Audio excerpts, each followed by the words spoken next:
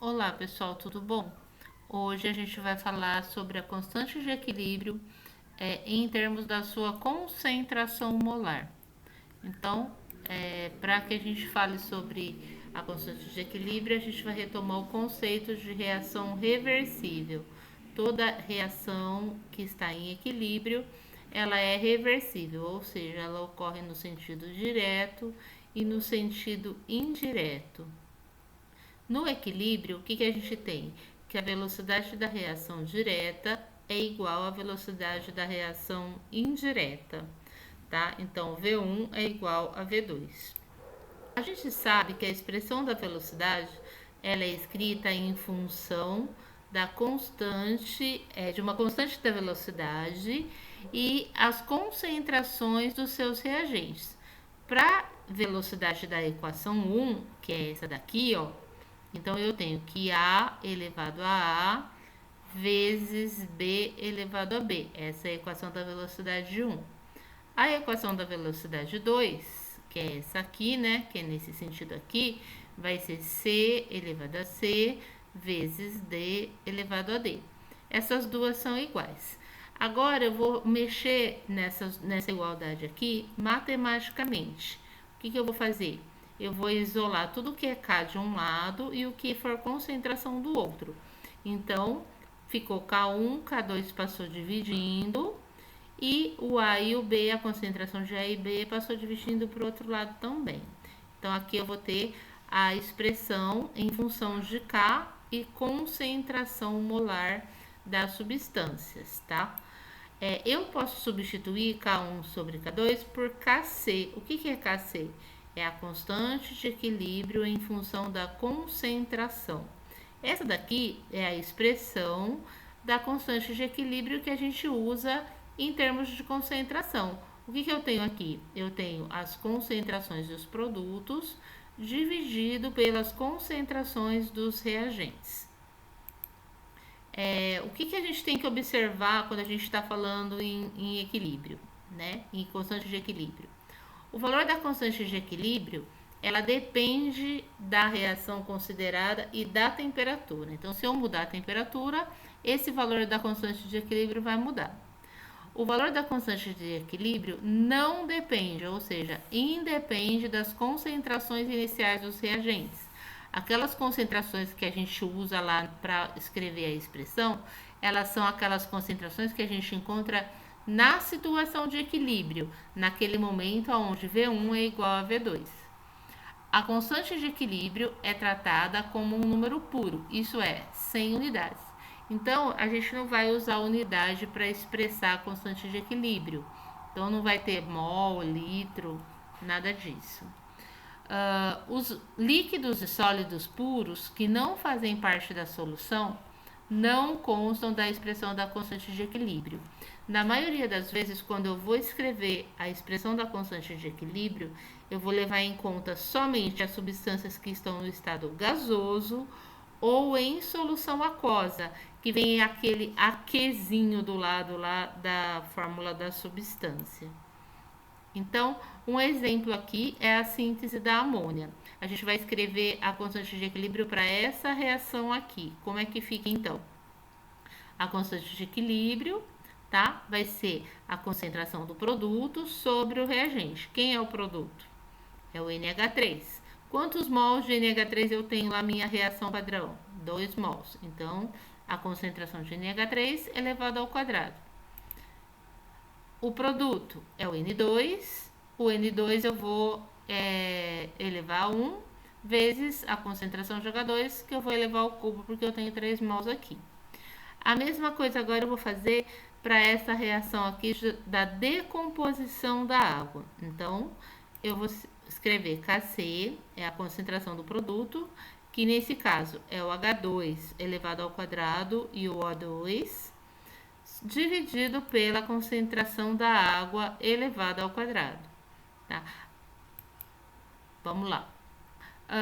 Vamos fazer um exercício então para a gente entender. Na equação abaixo, após atingir o equilíbrio químico, podemos concluir a respeito da constante de equilíbrio que, quanto maior for o valor da constante de equilíbrio, menor será o rendimento da reação direta. Essa aqui está errado porque não é menor, seria maior. A constante de equilíbrio, quanto maior for esse valor, mais favorável é este equilíbrio. A constante de equilíbrio independe da temperatura. Não, a gente vê lá naquelas observações que ela depende da temperatura. Se as velocidades das reações direta e inversa forem iguais, então K2 é igual a zero. Não, né? Daí eu vou ter a constante K1 sobre K2 e aí não vai zerar porque eu vou ter constante de equilíbrio. A constante de equilíbrio depende das molaridades iniciais dos reagentes. Não, não é iniciais, é quando a gente está no equilíbrio, tá? Não é a concentração inicial. Quanto maior for o valor da constante de equilíbrio, maior será a concentração dos produtos. Isso mesmo, essa aí está certa. Então, a alternativa E é a alternativa correta para esse exercício.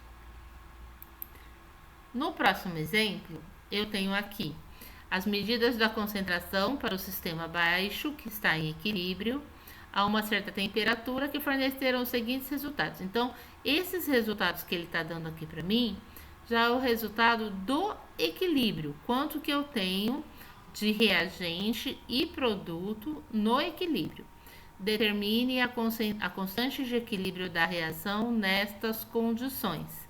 Então, vamos lá ver como é que faz. Eu tenho a constante de equilíbrio, que a gente vai escrever em função da concentração de HI elevado ao quadrado, H2 vezes I2. E aí agora eu vou substituir essas variáveis aqui. Então, quanto que vale o HI? Quanto que vale o I2? Quanto que vale o H2? Peguei os valores aqui. Aí é só fazer 1 ao quadrado, que vai dar igual a 1. E 0,1 vezes 0,2. Então, vai dar 1 dividido por 0,02, que isso é igual a 50. Lembrando que Kc não possui unidade, é um número puro. O próximo exemplo e último, a gente vai ter, então, a análise de um gráfico. Então, ele dá um gráfico aí, representando as concentrações dos reagentes e produtos numa reação do tipo A mais B, formando C mais D. O que eu tenho aqui? Eu tenho as concentrações de reagente, que começa no 8. Como que eu sei que aqui é o reagente? Porque no início eu tenho reagente. O que eu não tenho no início? Eu não tenho produto, tá? Então, tá aqui a quantidade de produto que é menor. Com o passar do tempo, o que acontece? O reagente vai sendo consumido, então a concentração dele vai diminuindo. E o produto, o que vai acontecendo com o passar do tempo? Ele vai sendo formado até atingir o equilíbrio que ele estabiliza, não muda mais. Eu sei que as concentrações de A e B são iguais e as concentrações de C e D também são iguais, tá? Ele quer que a gente determine as constantes de equilíbrio. Então, vamos lá. Como que vai ficar a expressão? C vezes D, que é produto, sobre A vezes B, tá? Aqui a gente não tem balanceamento, né? Não tem nada, então é tudo 1, então é tudo elevado a 1. Quem vai ser o C e o D? A gente não falou que o C e o D é o produto, que é essa linha aqui, tá? Qual o valor que eu vou usar? Eu vou usar o valor inicial ou eu vou usar o valor do equilíbrio, quando ele estabiliza? Lembra que na constante de equilíbrio a gente usa o valor no equilíbrio. Não me interessa quanto eu tinha no início da reação. E para os reagentes, a mesma coisa. Não me interessa quanto eu tinha no início da reação. Interessa o quanto eu tenho no equilíbrio. Então, o produto vai 8, né? Então, C e D são iguais, 8 vezes 8. E os reagentes, 4, como também são iguais, 4 vezes 4. Aí eu vou ter que 64 dividido por 16 vai dar a constante de equilíbrio 4. Tá? Então, aí a gente tem alguns exemplos, né? Ou a gente pode dar os valores para você determinar as constantes, ou a gente pode retirar esses valores de um gráfico ou de uma tabela, né? Aí a gente tem a habilidade de análise de gráfico e análise de tabela. Por hoje é só. A próxima aula a gente vai ver como que alguns fatores podem deslocar o equilíbrio da nossa reação, tá bom? Obrigado pela atenção, até mais.